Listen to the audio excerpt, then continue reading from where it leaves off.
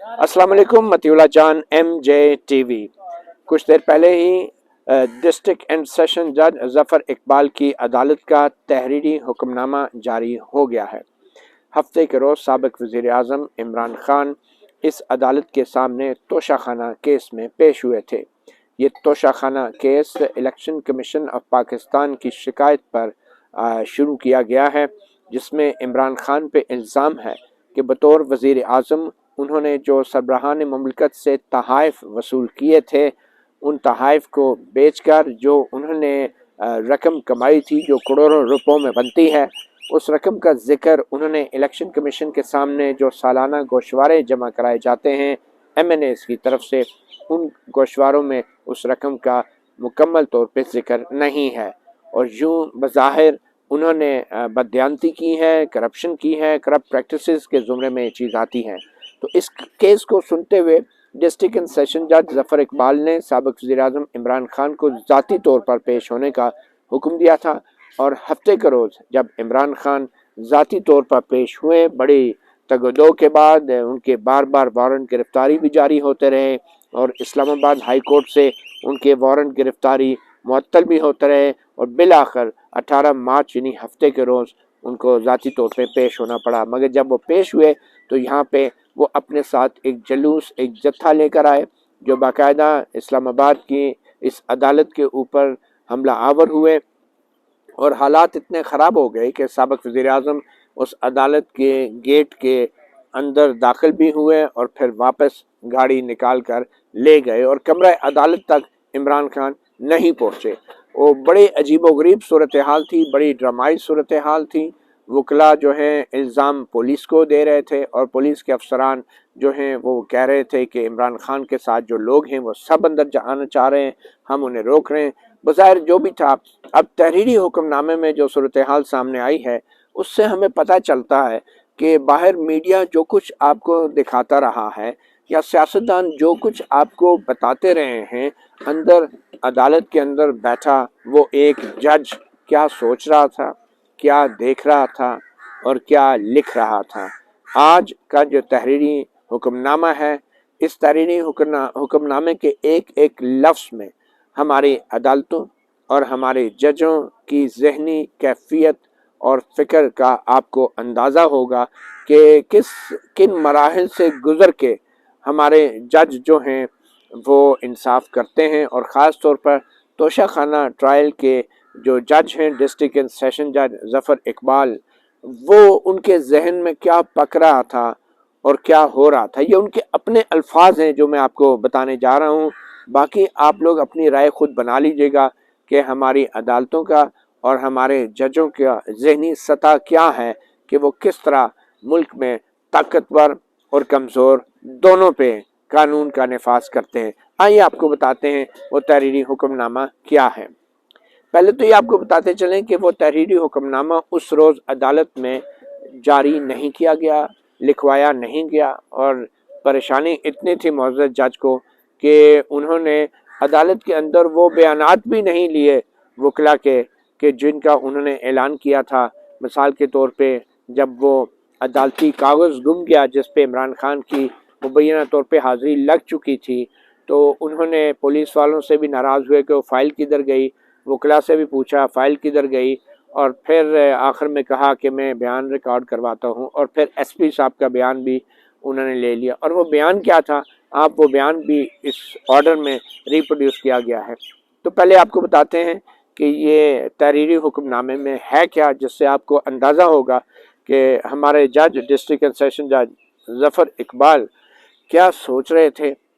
और फिर वो उन्होंने आखिर में हुक्मनामे में लिखा क्या और फिर किया क्या। जज सब लिखते हैं कि मैं शुरू से ही ये वाज़े कर दूं कि ये जो अदालत लगाई गई थी G11 में, ख़ास तौर पर ये चीफ़ कमिश्नर इस्लामाबाद के एक नोटिफिकेशन के मुताबिक लगाई गई थी, क्योंकि चीफ़ कमिश्नर का ये अख्तियार होता है कि वो किसी अदालत को किसी दूसरे मुकाम पे मुंतकिल कर दे। और ये जो केस है ये जुडिशल कम्प्लेक्स के ग्राउंड फ्लोर की अदालत के कमरा नंबर 1 में ये केस सुना जा रहा था। फिर जज साहब लिखते हैं तारीख 18 मार्च 2023, 3:30 بجے کا وقت ہے اور ملزم غیر حاضر ہے، اور یہ 3:30 بجے کا وقت جو ہے یہ عدالتی وقت ختم ہو گیا، یعنی کہ، اور جج صاحب لکھ رہے ہیں کہ ملزم غیر حاضر ہے۔ پھر جج صاحب لکھتے ہیں کہ جو وکیل ہیں الیکشن کمیشن کے، سعد حسن، امجد پرویز، یہ دونوں موجود ہیں، اور پھر جو ہے ملزم عمران خان کی طرف سے خواجہ حارث، بیرسٹر گوہر رحمان اور ایڈوکیٹ شیر افضل خان مروت اور انتظار حسین پنجھوٹا جو ہیں یہ عمران خان کی طرف سے موجود ہیں۔ جج صاحب کہتے ہیں کہ آغاز میں ہی ملزم کے وکلا نے یہ بیان دیا کہ جو ملزم ہے وہ لاہور سے چل پڑے ہیں اسلام آباد کے لیے تاکہ وہ اس عدالت میں پیش ہو سکے اور ٹرائل کا سامنا کر سکے، مگر اس موقع پہ یعنی کہ 3:30 بجے کا ٹائم جو بتایا جا رہا ہے، اس موقع پہ جو ملزم ہیں وہ اسلام آباد کے لیے نکل چکے ہیں، اور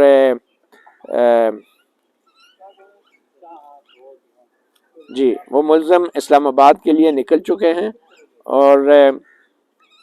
تاکہ وہ یہاں حاضر ہو سکیں، اور کچھ وقت دیا جائے کہ تاکہ وہ 4 بجے تک جو ہے وہ پیش ہو سکے۔ تو جج صاحب نے کہا کہ چلیں اب 4 بجے جو ہے اس معاملے کو دیکھتے ہیں۔ تو یہ اب صورتحال ہوئی، یعنی کہ 4 بجے تک کے لیے جج صاحب نے عدالت کی جو کارروائی ہے وہ روک دی۔ پھر 4 بجے کی بجائے 5 بجے دوبارہ کیس کال کیا گیا، اور جج صاحب لکھتے ہیں 5 بج چکے ہیں اور کمرہ عدالت میں تمام وہ وکلا موجود ہیں، الیکشن کمیشن کے بھی اور عمران خان کے بھی، اور پھر جج صاحب 5 بجے یہ حکم لکھ رہے ہیں کہ یہ اس عدالت کو بتایا گیا ہے۔ کس نے بتایا جی؟ وکلا نے بتایا ہے، میڈیا نے بتایا ہے، اور دوسرے لوگوں نے، کہ جو ملزم ہیں وہ عدالت کے گیٹ کے باہر 4 بجے سے موجود ہیں، مگر کیونکہ امن و امان کی صورتحال بن چکی ہے اور پتھراؤ ہو رہا ہے، تو جو ذاتی پیشی ہے ملزم کی عدالت کے اندر یہ بہت مشکل ہو چکی ہے، تو مناسب یہ ہوگا کہ ان کے دستخط کروا لیے جائیں گاڑی کے اندر ہی، جس گاڑی میں وہ موجود ہیں اور گیٹ پہ موجود ہیں۔ اب یہ جج صاحب کیا کہہ رہے ہیں؟ جج صاحب کہہ رہے ہیں کہ ان کو وکیلوں نے بتایا، میڈیا نے بتایا اور دوسرے لوگوں نے بتایا۔ اب یہ عدالت ہے اور یہ معزز جج ہیں، جج ظفر اقبال، ڈسٹرکٹ سیشن جج اقبال، جو لوگوں سے پوچھ کے ان کا اپنا جو عملہ ہے ان سے نہیں انہوں نے پوچھا، اپنا کورٹ، نائب کورٹ ہے جو پولیس کا ان کے ساتھ سٹاف ہوتا ہے، ان سے نہیں پوچھا، ہاں جی آپ بتائیں، اچھا وہ آ گئے، ہاں جی آرڈر میں لکھ دیا۔ حالانکہ ان کو عدالت کو اپنے عملے کے ذریعے، اپنے بیلف کے ذریعے اس بات کی تصدیق کرنی چاہیے تھی، مگر وہ خود آرڈر میں کہہ رہے ہیں کہ ہم تو میڈیا سے پوچھ کے ہم نے یہ کر دیا کہ وہ گیٹ پہ موجود ہیں۔ ویسے میں وہاں موجود تھا کمرہ عدالت میں، اور جج صاحب نے میڈیا کی طرف دیکھ کے بھی کہا تھا ہاں جی وہ پہنچ گئے ہیں۔ میرے خیال میں عدالت کے اندر جج صاحب کو صحافیوں سے پوچھ کے آرڈر نہیں لکھوانے چاہیے، نہ کسی اور شخص سے، نہ ہی وکیلوں سے پوچھ کے، اپنے عملے کے ذریعے، اپنے نمائندے کے ذریعے بندہ بھجوا کے اس کا بیان ریکارڈ کرنا چاہیے تھا، مگر انہوں نے کہا آرڈر میں لکھ دیا کہ ہاں جی وہ موجود ہیں، گیٹ کے اوپر موجود ہیں، اور یہ کہا جا رہا ہے عدالت سے کہ بھئی ان کے گاڑی کے اندر ہی دستخط کرا لیں۔ پھر جج صاحب لکھتے ہیں کہ انسانی زندگیوں کے تحفظ کی خاطر اور جو املاک ہیں ان کو نقصان سے بچانے کے لیے اور کسی بڑے حادثے سے بچنے کے لیے، اور انصاف کا یہ تقاضا ہے کہ جو آرڈر شیٹ ہے آج کی، وہ مطلب کہ کاروائی جو جج صاحب نے لکھی ہوتی ہے کہ جو آرڈر شیٹ ہے اس کو وہ ہینڈ اوور کیا جائے شبلی فراز کو، جو عمران خان ملزم کے چیف آف سٹاف ہیں، اور پھر ان کے ساتھ بیرسٹر گور خان ہوں گے اور ڈاکٹر محمد سمیع ملک ایس پی اسلام آباد، تاکہ یہ تینوں جائیں اور ملزم کے گاڑی کے اندر دستخط کروائیں، مگر یہ لوگ گئے اور جب واپس آئے تو یہ کہہ رہے ہیں کہ وہ آرڈر شیٹ ہی گم گئی ہے۔ بس بات ختم جی، شیٹ ہی گم گئی ہے۔ کیوں؟ اب یہ آرڈر میں نہیں لکھا کیوں گم گئی ہے۔ حالانکہ اس وقت جب یہ بات کی گئی تو جج صاحب بڑے غصے ہوئے کہ کیسے ہو سکتا ہے، عدالتی ریکارڈ گم گیا ہے، یہ ہے وہ ہے، مگر پھر ایک جملے میں انہوں نے لکھ دیا کہ ان تینوں کو فائل دی گئی تھی کہ جا کے سائن کرائیں، مگر جب یہ واپس آئے تو انہوں نے کہا جی فائل گم گئی ہے۔ تو جج صاحب آگے ایک جملہ اور لکھتے ہیں، کہتے ہیں کہ ایسی صورتحال میں ڈاکٹر محمد سمیع ملک جو ایس پی ہیں اور بیرسٹر گور خان اور خواجہ حارث احمد ایڈوکیٹ جو کہ عمران خان کے وکیل ہیں، ان کے بیانات ہم ریکارڈ کرتے ہیں۔ اور بیانات کیا ہے؟ ایک ایک لائن کا۔ اب یہ جو بیانات تھے یہ اس لیے تھے کہ بھئی یہ ایک قسم کی تحقیق ہونی چاہیے کہ عدالتی فائل کیسے گم گئی ہے، اور ایس پی لیول کا بندہ ساتھ بھیجا گیا تھا، اور ملزم کے 3 وکیل تھے، 2 وکیل تھے اور ایک شبلی فراز جو ملزم کا نمائندہ تھا، چیف آف سٹاف تھا، مطلب ان کے حوالے فائل کر دی گئی اور واپس آئے، ان کا گم گیا۔ تو جج صاحب کہتے ہیں اچھا ٹھیک ہے بیان لکھوا دیں، اور بیان لکھوانے کا مقصد یہ ہوتا ہے عمومی طور پہ کہ تفتیش کی جائے اور جو ذمہ دار ہے اس کو پھر سزا بھی دی جائے کہ عدالتی ریکارڈ کیسے گم گیا، کون اس کا ذمہ دار ہے۔ لیکن وہ کیا بیان ریکارڈ کر رہی ہے جج صاحب، وہ بھی لکھ لیں۔ اب سب سے پہلے محمد سمیع ملک جو سپرنٹینڈنٹ پولیس ہیں، ایس پی پولیس اسلام آباد، وہ ان کا بیان ریکارڈ کیا گیا اور لکھتے ہیں کہ ڈاکٹر محمد سمیع ملک ایس پی اسلام آباد بغیر حلف نامے کے بغیر بیان، یعنی اسٹیٹمنٹ وداؤٹ اوتھ وہ دے رہے ہیں کہ ان کی طرف سے یہ کہا گیا ہے کہ عدالت کے حکم پہ میں تو ملزم کے وکیلوں کے ساتھ گیا تھا تاکہ ملزم کے گاڑی میں دستخط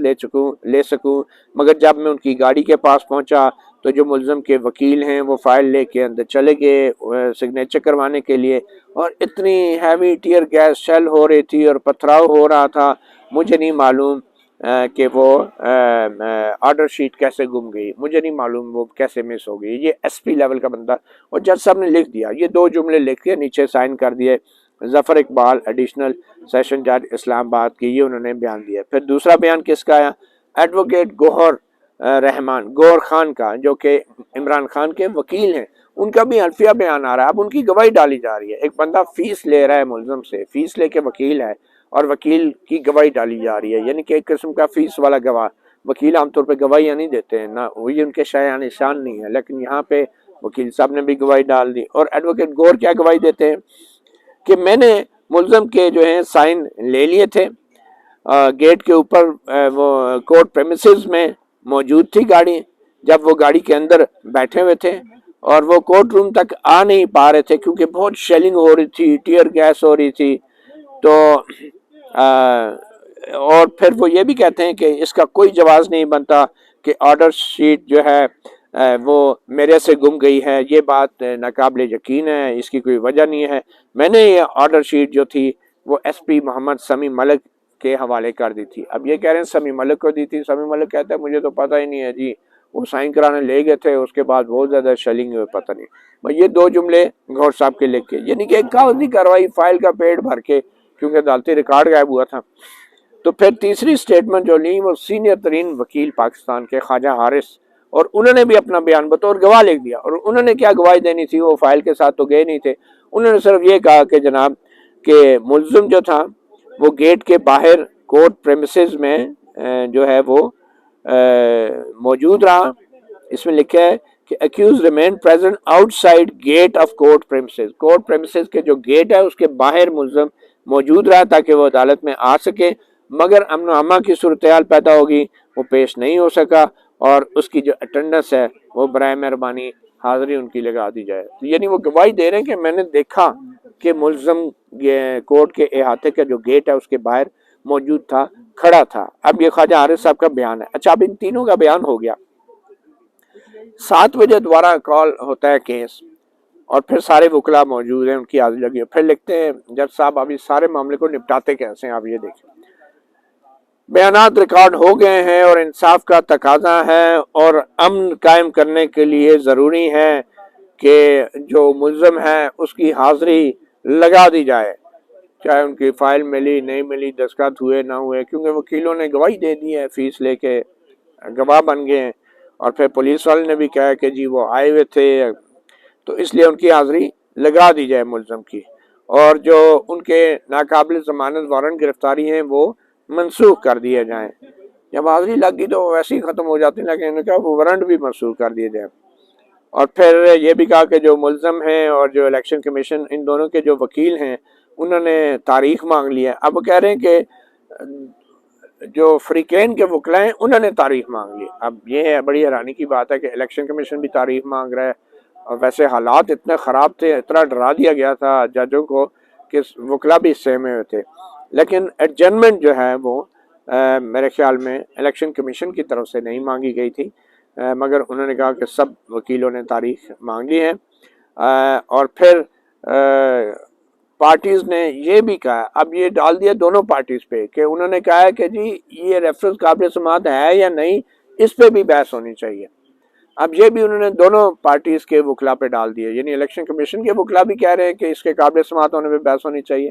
اور عمران خان کے وکلا بھی کہہ رہے ہیں. حالانکہ یہ بات صرف اور صرف خواجہ حارث نے کہی تھی،